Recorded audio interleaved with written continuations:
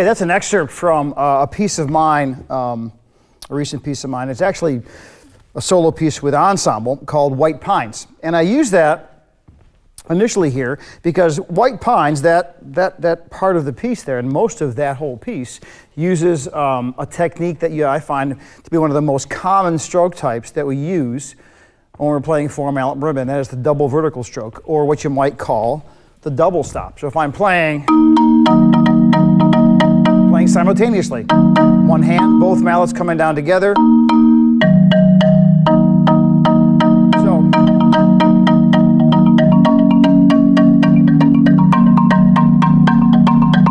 okay, and those are combinations of those.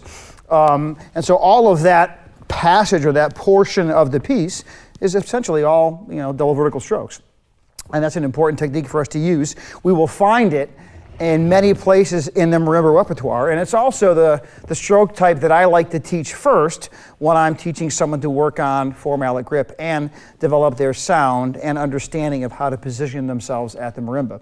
So I'd like to talk today a little bit about how I teach that and give you a little exercise on very simple exercise on how to work on that, and then maybe just give you a few examples of where you might find these things in other parts of the repertoire.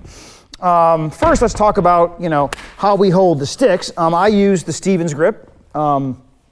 So if you don't use the Stevens grip, that's fine. You still are going to find portions of my exercises to be helpful to you no matter what grip you use. But I'm going to just talk a little bit about the Stevens grip and how I teach that to my students and how I go about helping them understand how to hold the sticks in their hands. We need to start there for sure. So take your hand. Again, the hand is like a map. I like to think of it that way in terms of you have different lines on your hands, different places. Here's my line that comes across the ridge of my palm here. Okay, and here's the heel of my thumb. Those are my terms. I'm not sure the medical profession would agree, but so we have that. I'm going to take my outside mallet. I'm a right-handed person, so I'm going to start in my right hand, and I'm going to place that outside mallet here, my index finger and my pinky. I'm going to put the base of it at the line here. So the base of it's not going to really go beyond that line, and I'm going to grab with those fingers and come around the stick like so. That stick comes through my hand in between my fingers here, and you can see I have a callus here that really shows you where that stick comes through. It's going to rest and kind of sit in there like so. I like to think about the way I hold the Stevens grip is kind of in some ways like maybe a Tiffany grip in some ways, my thumbs up. Okay, it's also how I like to open a door. Although we don't have doorknobs like we used to, we have a lot of handled doors now. But in doorknobs, you come at them like this. So the same way. So that's going to sit in here. It's not going to sit in here. It's going to sit here between my knuckles like so. Okay, and then my inside mallet, so this would be mallet number 4 actually, this is mallet number 3. This is going to sit and rest under the heel of my thumb, and you can kind of see that there, how it sits under there, it kind of countersinks there. Call this area my perch, my index finger and my middle finger.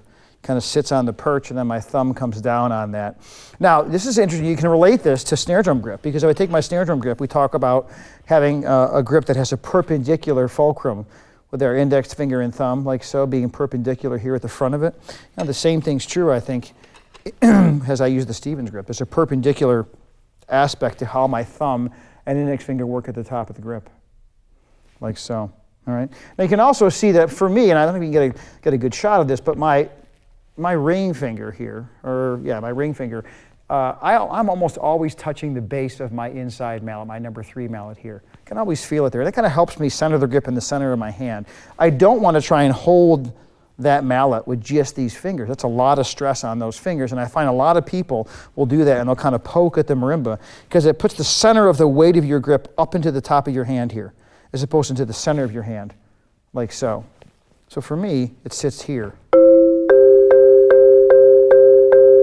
Okay, so my thumb's in this grip, and the same thing would be true of the left hand. Okay, without going through that, it's obviously the same. Okay, I remember when Paul Jančić was teaching me timpani, and he talked about how my thumbs, kind of this thumb goes to this eye, and that thumb goes to this eye. So I'm not playing like this. There's a slight turn to my hands. It kind of goes kind of ergonomically with my body, like so. Okay, so I will do that like this, and you'll see that my hands come in a little bit. So if I'm playing a C major chord, I'm not playing like that, I'm playing like that. Okay, and the idea is we're trying to get a simultaneous attack from both mallets at the marimba. Not a flammed attack, but a simultaneous attack. Okay, so let's come back to that in a second. Before we get too far along here, let's talk about the height of the marimba. Okay, much like the snare drum, I like my marimba to be just below my hips. You know, and saying this could be maybe in this area here, so I can drop from my hip bones. I want my wrist to be centered around my hip bones, much like my snare drum playing. So if I'm playing here, if it gets much higher than that, then I feel like I'm raising my arms up too high. My shoulders can get a little bit, you know, steeped up in here, and I take my leverage and move it to up into my upper body. I want my leverage to stay in my core and in my legs, and that helps me when the marimba's a little lower, and I can drop from here. And that feels great to me because I want to make sure that my stroke has what I would call an equidistant trajectory. I don't want to be here where I feel like there's a lot of upstroke. I want to have my mallets drop down to the keyboard. They don't really play like that. I play here. So they're striking the marimba kind of right there on the mallet, not in the center of the core, but here. Here sometimes I'll do it, I want to get louder, but most of the time I'm right there. Okay, then I'm going to stand again. I'm going to stand so that my arms are at my sides. Okay, I want to be here so I feel comfortable, so that my elbows are at my torso. I talked about this with snare drum where you have you're holding your drink, and when you hold your drink, it feels comfortable to hold it here, not out here. That's a little odd. Unless I'm handing it to somebody. When I'm holding my drink, I'm going to carry it here. I think that's a good analogy for where I'm going to hold my sticks, whether they be 4 mallets or 2 snare drum sticks. You can see I'm here. So that's going to tell me where I should stand. I want to stand in a place where I can play in a good playing area, away from the bar chord, which are the nodal points, and here. I'm going to play in here, I'll have to reach, or I'll step in. So I'll be here. Okay, like so. I'm very comfortable so that all my weight feels like it's in my legs and not up in my shoulders. Very, very important. Okay, I'm going to show you a little double vertical stroke exercise that I use with my students to help them do things. One, get a sense of just getting a good sound from the instrument and getting used to playing with a nice wrist stroke, nice wrist drop at the keyboard. And then also sort of getting a sense of where do you play on the bar and how do I move my elbows, okay, and my body to accommodate the different sort of geometry that the different arpeggios or keys create for us at the marimba, okay? When I'm first starting this, okay, I'm first starting to try to learn how to play a double stop, what I'll have my students do is sometimes just set the mallets on the keyboard and then pick them up. Set them down, get a feel for that, hold them in your hands, pick them up. So you can get a sense of how does it feel in my hands when they're playing on that sort of plane there on the keyboard. I can get a sense of that, pick them up. Okay, then work on the drop. You'll notice with this stroke, I'm using my wrist. I'm not using my arm, my wrist. When I use my wrist, you can see that there's a little, that bone kind of pops up a little bit. Something that Lee Stevens likes to talk about, this little wrist pop in your stroke. I like to think of it as a springing stroke off the keyboard and no arm motion. As soon as I use my arm, some of that goes away. Arm comes in, and then all of a sudden that's gone. And I can tell I'm using wrist because my mallets will come up in an arched motion off the keyboard. Like so. Okay? All right, so we're going to divide the major keys in root position into 5 different movement groups. It sounds complicated, but it's not. It's very simple. But to do it well is not actually super easy. I have students that will learn this exercise, come in, and I'll have kind of quite a few things to say to them about it. So position number 1 will apply to keys that stay on the same manual, that have either they're a C major, they're all lower manual, C major, F major, G, F sharp, G flat major. We have no angles, okay, so I'm going to play just off the bar chord here. I'm going to play right in the center of the bar. I want to play off the center of the bar because the center of the bar is what's called the antinode. I want to play just off of that because then I get a better fundamental sound from the bar. There's the pitch of the bar. If I play in there, I tend to get some of the overtone, which tuned, you can maybe hear on the recording, you get that E natural. So there's a higher pitch. I want to get the fundamental pitch, the true pitch of that octave is more here. So that's kind of in between the antinode and the bar chord, those 2 nodal points there. So I'm going to play there, and I'm going to do like 8 in a hand, and there's position number 1, okay? Okay, elbows are at my sides. And I also like to talk about, I didn't mention this, I call it a ski jump. So maybe not a great analogy, but my wrist has a little bend in it here, so I can use my wrist like so. If I don't have a bend in my wrist, and I'm trying to use my wrist straight off my forearm, I'll have a hitch, and then I'll tend to use my arm. A little ski jump there.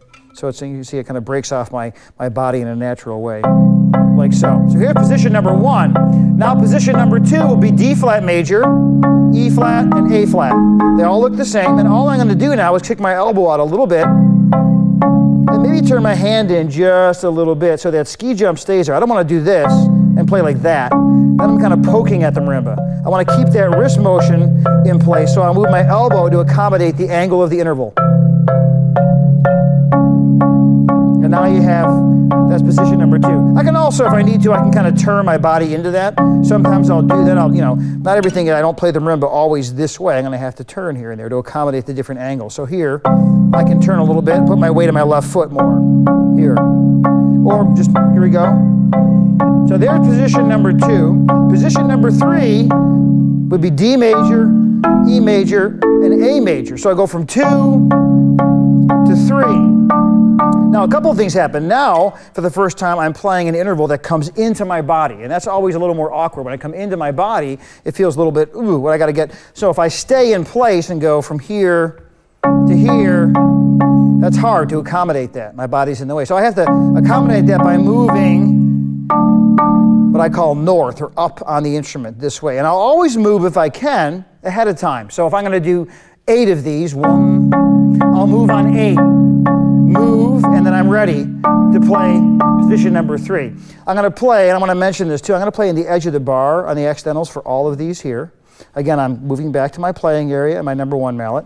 And number 3 and number 4 mallet are kind of straddling the middle of the bar, the antinode, and playing sort of around that here. Because now they have to move parallel to my left hand. I'm not going to do that, that's uncomfortable, so I'm going to accommodate that this way. So we have 1, 2, 3, 2, 3, 1,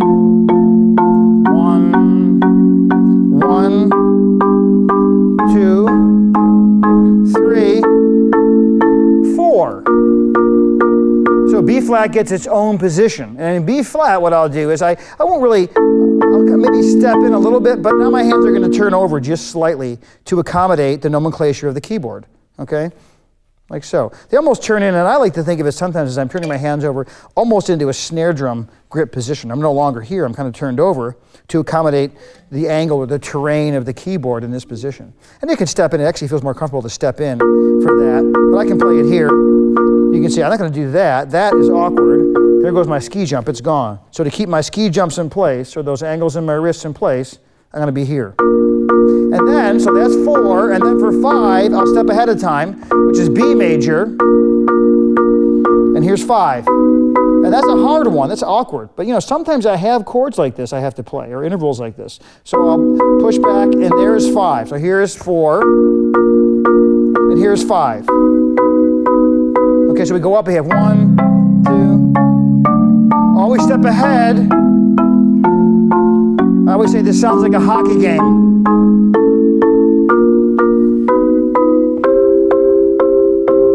Okay, I'll always take time on each. I like to play 8 on each. I'm listening for my sound. I'm making sure that my wrist is coming and springing off the keyboard.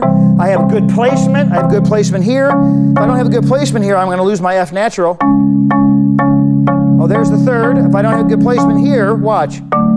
Oh, bad placement on my D natural. I'm playing on the bar chord. Oh, there it is. That's a big difference. And so on. So, all those variables, which seem simple, are often not simple. And I find people playing pieces often where they're forgetting about those issues. Playing on the bar chord, playing in the wrong part of the bar, uncomfortable in a position that they're in at the keyboard, because they haven't really learned to think about, the language of how does my body position itself, along with how do I move my wrists and everything else to accommodate the different variables that this instrument creates for us, okay? So I find this a very important exercise. And if you start with this, even though it's simple, it's sort of the beginning of understanding, okay, this feels better to be here and here. And then all of those little simple positions, you will find them in various ways throughout the repertoire. Where in the repertoire do we find these positions? We don't have, just briefly, you can look at a very famous etude by Musser, the B major etude.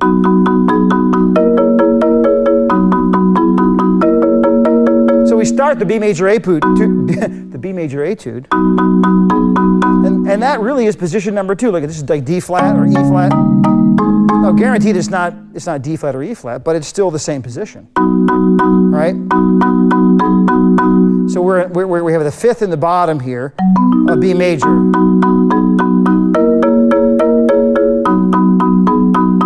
And then I'll have to move here because now I'm in what? This is kind of like position number 3. So I'll go from number 2 to number 3, and then almost into number 5. So we go from 2 to 3 to 5 to pull back kind of to 1 to 2 to 1. And so on. So you can see in the B major etude, there's those positions. So if I learn it slowly, and even slower than I'm playing it here, I'd be here and making sure I'm there. Again, that's a tricky position to get. If I think about those body positions along with my wrist movements, that all of a sudden makes that a much easier mountain to climb, I think. Where else do we find it? We find it often when we're playing chorales. Okay, so if we look at maybe, for example, this Bach chorale here. I'm going to play just the first phrase of this Bach chorale. We're in B minor.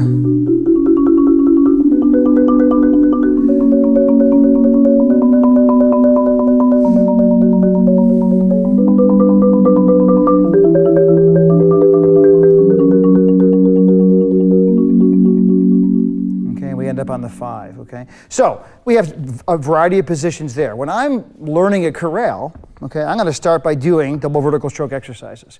Because when I'm playing a roll, I'm playing a hand-to-hand traditional roll, each hand is playing a double vertical stroke. We think of it as a roll, but that's the technique we're using to accomplish that. So I'll practice.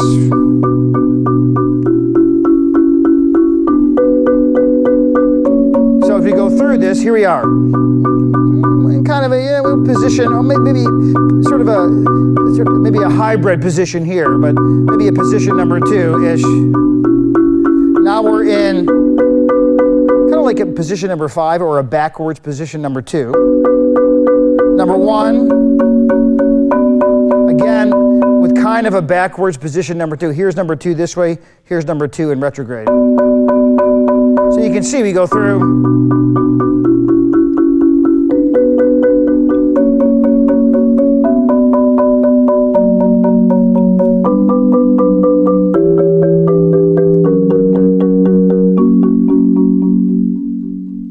And so on.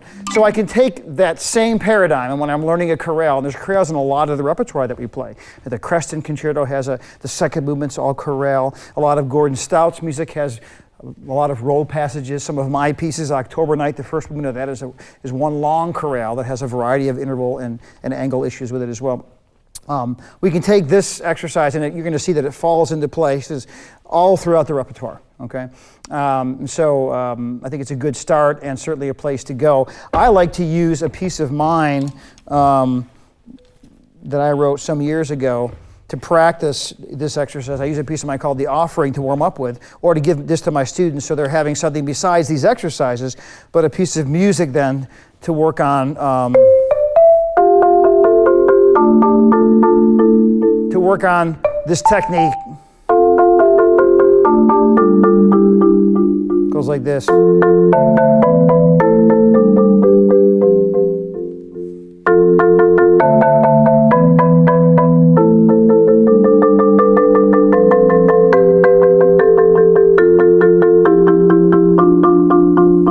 And so on. And I can work on voicings, one hand louder than the other.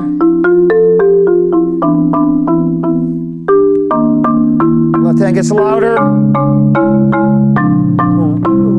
right hand ends louder, and I can not only take the technique and use it for the actual physicality of it, then I can start working on the music, balancing the hands, taking one hand, playing it louder than the other, working on voicings, because that's a big part of our playing. So there you have some ideas on how to work on double vertical strokes, and hope it was helpful to you.